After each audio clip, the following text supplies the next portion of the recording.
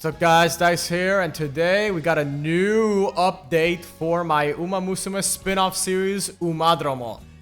This time we have the full color art of Ribot's Verset.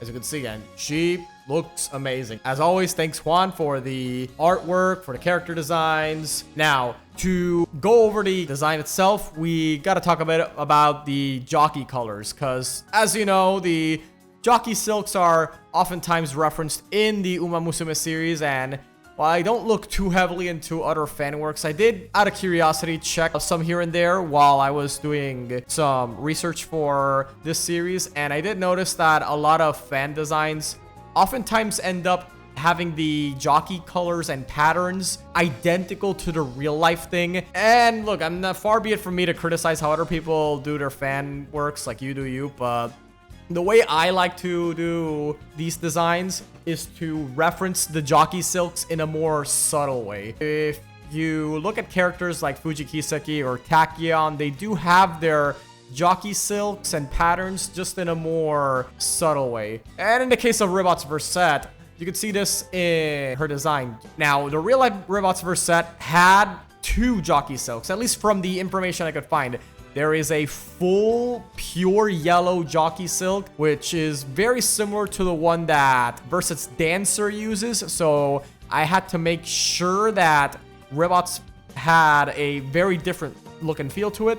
And then there was another one that I found, one that was, I believe, yellow with a black stripe going down from the sleeve. Now, I'm not 100% sure on the color since this picture is in black and white, but I'm pretty confident in saying that it is yellow with a black stripe going down the sleeve. And this is referenced in her armor colors, as you can see. The underside of her cape is colored yellow, and if you were to look at Ribot's Verset from the front, then you would see the cape being almost entirely yellow. That is in reference to one of the real life Ribot's jockey silks. And then as you can see in the little knife attachment that is on her wrist, on her left arm, there is a yellow dagger with the black stripe going down. Again, further referencing the other jockey silk. So we had a little bit of fun there, making sure that both jockey silks are referenced. It was actually Juan's idea to add this metallic white color to her because he mentioned it would look really good with the primary black color. And I have to definitely agree. He did a great job with the color balancing and design. Just,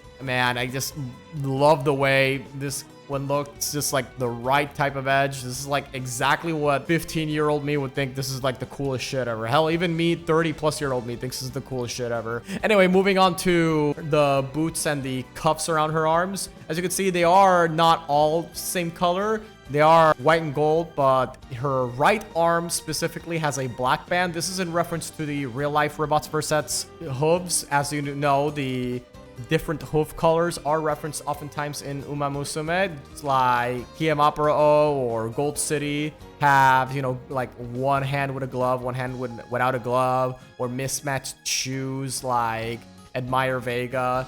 So I knew I had to make sure that sort of mismatch in colors was referenced. Again, I think it looks stellar with the color balancing.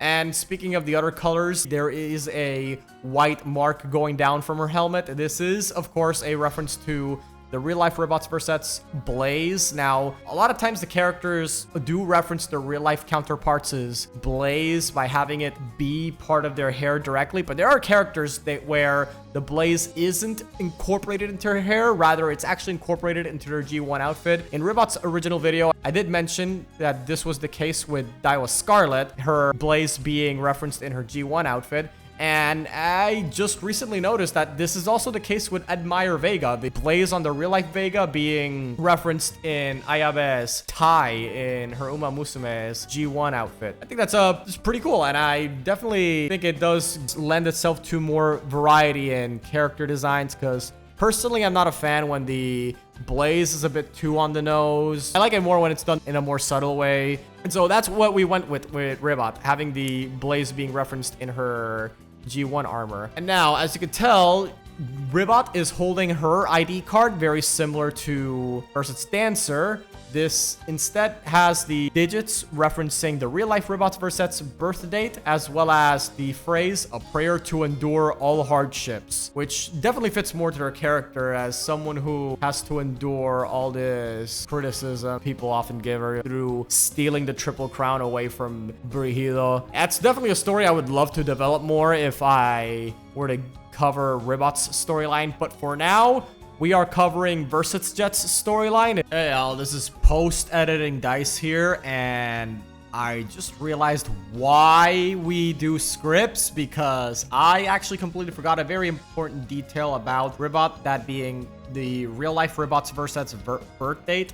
And it's something I wanted to talk about a bit here while we were on the subject of Ribot's Verset, because I was really thinking to myself, what would be the cutoff date for available Umas, at least for the what we're considering the present day period of this story. There's a lot of racehorses in Japan and Puerto Rico that were active during the 50s and whatnot. A lot of them are either retired or just not shown as currently active in some way, shape, or form. And I decided, well, it's not like Uma Musume, the series follows a consistent timeline, at least not one that matches the real-life active dates for all these characters. But I did want to create a cutoff date to at least give myself, all right, this is the upper limit of the available horses I'm going to use for my Uma Musume story. Anything before this date is unavailable.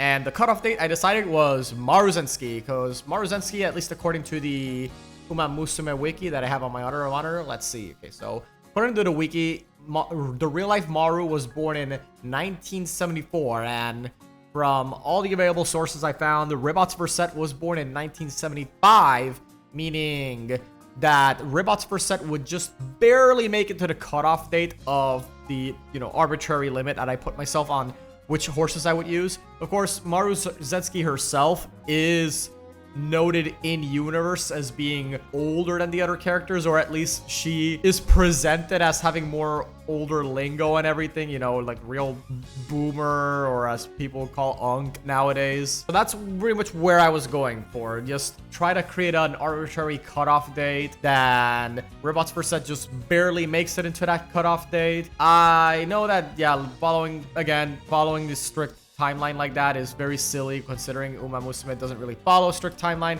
I just wanted to make sure I had a clear focus on the time periods I wanted to use. Creating a nice focus is very important. Anyway, that's all I got. Let me know what you guys think. Please like, comment, subscribe if you want to see more and get more updates on my next Uma Musume fan comic series, and I'll see you guys next time. Adios.